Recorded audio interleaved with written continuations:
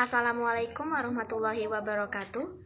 Perkenalkan, nama saya Nadia Hoirunisa dengan NIM F1C424057, Program Studi Biologi, Fakultas Sains dan Teknologi, Universitas Jambi. Di sini, saya akan menjelaskan tentang besaran satuan dan pengukuran.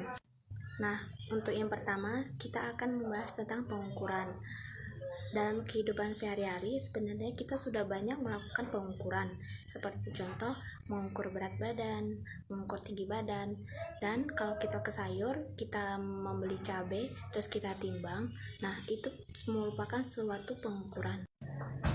Nah, dalam IPA, pengukuran yaitu kegiatan suatu besaran yang diukur dengan sejenis yang dipakai sebagai satuan. Lalu, apa yang dimaksud sebagai besaran sejenis sebagai satuan? Misalnya dalam pengukuran didapatkan tinggi badan seseorang yaitu 170 cm.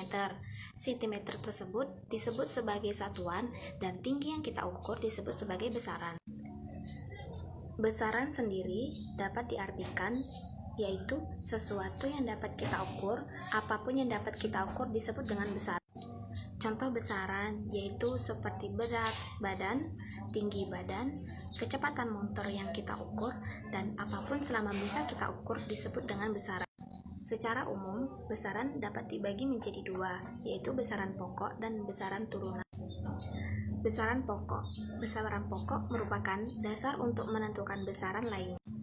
Besaran pokok adalah besaran yang memiliki satuan yang telah ditetapkan secara internasional dan tidak dapat diuraikan menjadi besaran lain.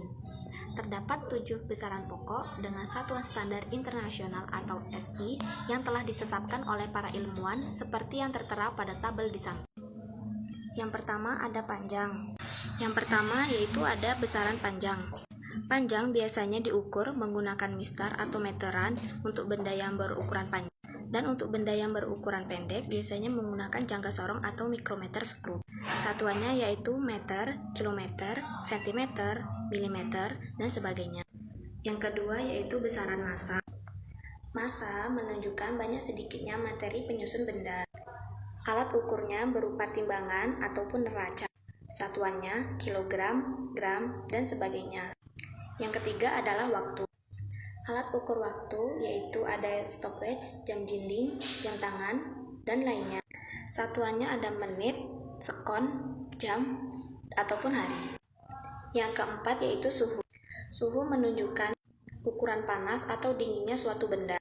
Satuannya yaitu Celsius, Reaumur, Fahrenheit, dan Kelvin. Alat ukurnya berupa termometer. Perbandingan antara Celsius, Reaumur, dan Fahrenheit adalah 5:4 dan banding 9.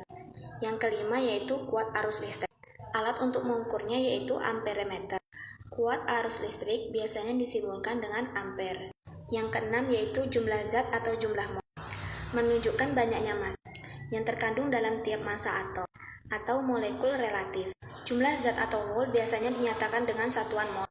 Yang ketujuh ada intensitas cahaya, menunjukkan daya yang dipancarkan oleh suatu sumber cahaya dan biasanya dinyatakan dalam kandela.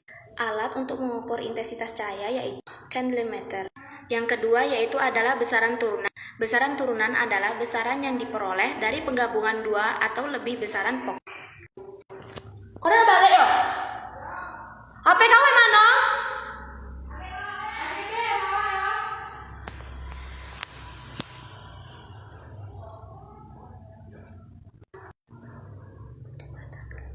Nah, berikut nama-nama besaran. Ada luas, massa jenis, kecepatan, volume, percepatan, gaya, dan tekanan. Contoh soal. Sebuah mobil bergerak dengan kecepatan 72 km per jam. Berapa jarak tempuh mobil selama 40 sekon? Jawab, diketahui kecepatan sama dengan 72 km per jam.